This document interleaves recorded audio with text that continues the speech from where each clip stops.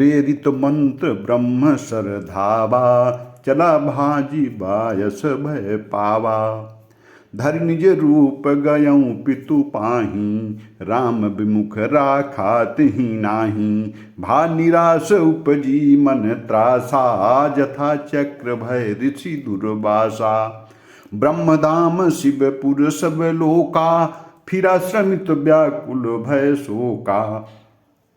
काहू बैठन कहा नओही, राखी कुसकई राम कर द्रोही। मातु मित्रु पितु समन समाना, सुधा होहि बिस सुनु हरि जाना। मित्र करई सत रिपु कय करनी, ताकह विबुध नदी बय तरनी। सब जग ताहियन लहु ते ताता, जो रघुबीर विमुख सुनु भ्राता। श्री रघुनाथ जी जो अत्यंत कृपालु हैं और जिनका दीनों पर सदा प्रेम रहता है, उनसे भी उस अवगुण के घर मूर्ख जयंत ने आकर छल किया। मंत्र से प्रेरित होकर वह ब्राह्मण ब्रह्म बाण दौड़ा। कौवा भयभीत होकर भाग चला, जयंत भाग चला। कौवे का रूप धारण कर वह अपना असली रूप धारण कर पिता इंद्र के पास गया, पर श्री रामचंद्र जी का विरोधी जानकर इंद्र ने उसको नहीं रखा अपने पास। तब वह निराश हो गया, उसके मन में भय उत्पन्न हो गया, जैसे दुर्वासा ऋषि को चक्र के भय से हुआ था। वह ब्रह्मलोक शिवलोक आदि समस्त लोकों में थका हुआ और भय शोक से व्याकुल होकर भागता फिरा।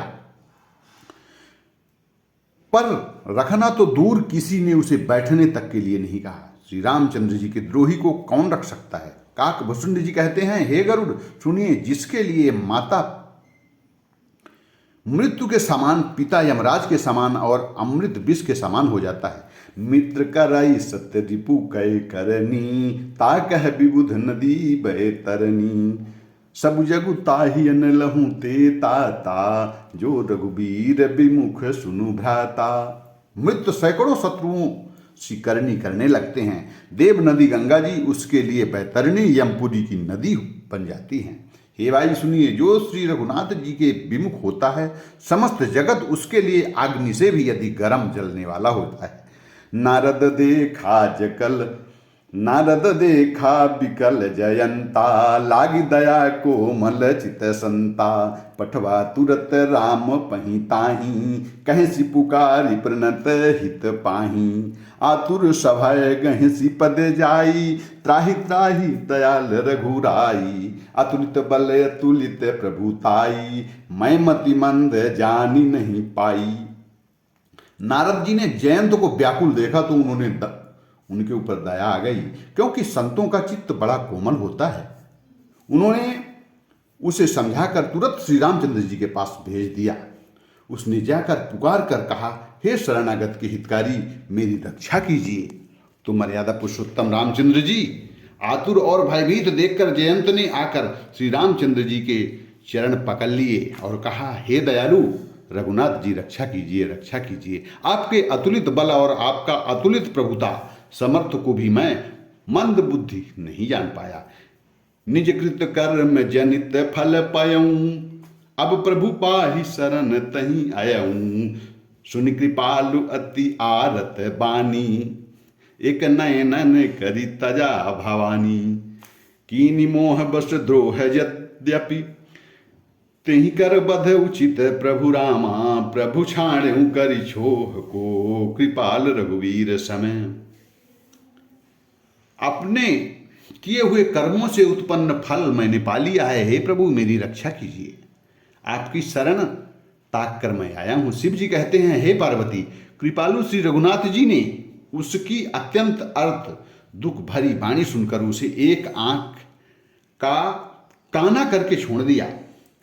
उसने मोहबस द्रोह किया था, इसलिए यद्यपि उसका वध ही उचित था, पर प्रभु ने कृपा करके उसे छोड़ दिया। श्री रामचंद्र जी के समान कृपालु और कौन होगा।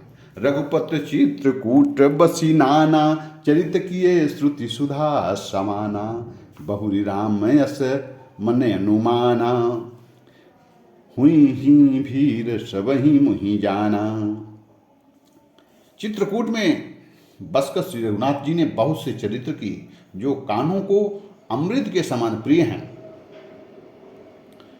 फिर भी कुछ समय पश्चाताप श्री रामचंद्र जी ने मन में ऐसा अनुमान किया कि मुझे सब लोग जान गए हैं, इसलिए यहाँ बड़ी भीड़ हो जाएगी। सकल मुनिन सन विदा कराई, सीता सहित चले दो भाई। अत्रि के आश्रम जब प्रभु गयऊँ, सुनत महामुनि हर्षित भयऊँ। पुलकित गात अत्रि उठी धाये, देखी राम आतुर चली आए। करत दंडवत मुनि उर लाए, प्रेम बारी दो जन अनवाए। शरीर पुलकित हो गया और अत्रि जी उठकर दौड़े। उन्होंने दौड़े आते देखकर श्री रामचंद्र जी और शीघ्रता से चले आए। दंडवत करते हुए श्री रामचंद्र जी को उठाकर मुनि ने हृदय से लगा लिया और प्रेम आंसुओं के जल से दोनों भाइयों को नहला दिया आंसुओं से। देखी राम छवि नयन जुड़ाने, सादर निज आश्रम तब आनी। करी पूजा कही बचन सुहाए, दिए मूल फल प्रभु मन भाए। श्री रामचंद्र जी की छवि देखकर मुनि ने नेत्रों में शीतल हो गए। तब वे उनको आदरपूर्वक अपने आश्रम में ले आए। पूजन करके सुंदर वचन कहकर मुनि ने मूल और फल दिए जो प्रभु के मन को बहुत रुचि थे।